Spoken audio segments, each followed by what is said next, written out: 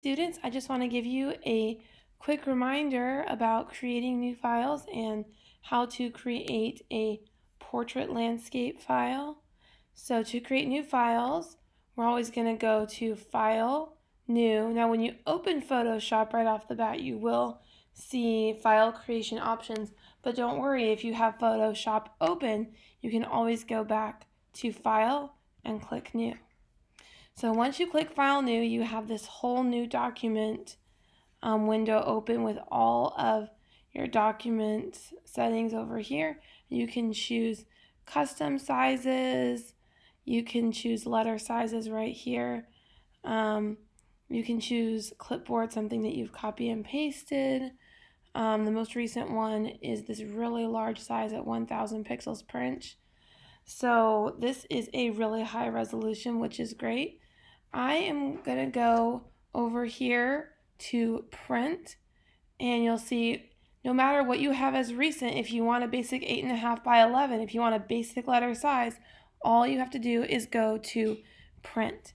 And right here it says letter 8.5 by 11 at 300 pixels per inch. Now 300 pixels per inch or 300 dots per inch is going to be your minimum resolution to be a high resolution file. So we are going to create our 8.5 by 11. This right here, here's your up and down, which is portrait mode, and here's your back and forth sideways, which is going to be your landscape mode. So all you have to do is toggle between these two to have either a letter or landscape.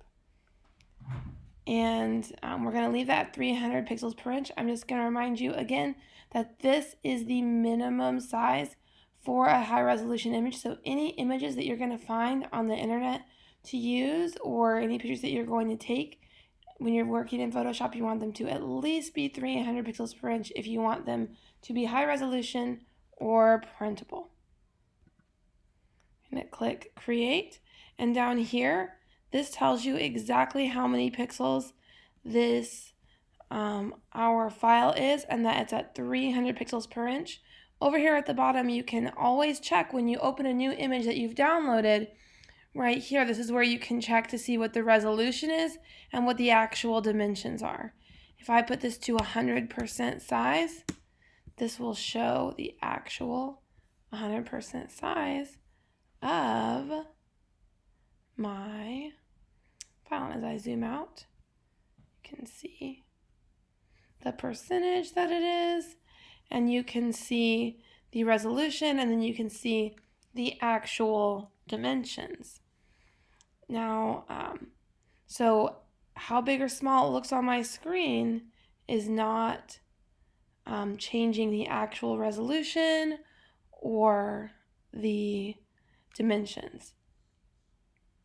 So no matter what, you can always check down here in this left-hand corner to see that information and to be sure you're working with the correct file size, the correct aspect ratio, and the correct resolution. All right, have fun creating new files, guys.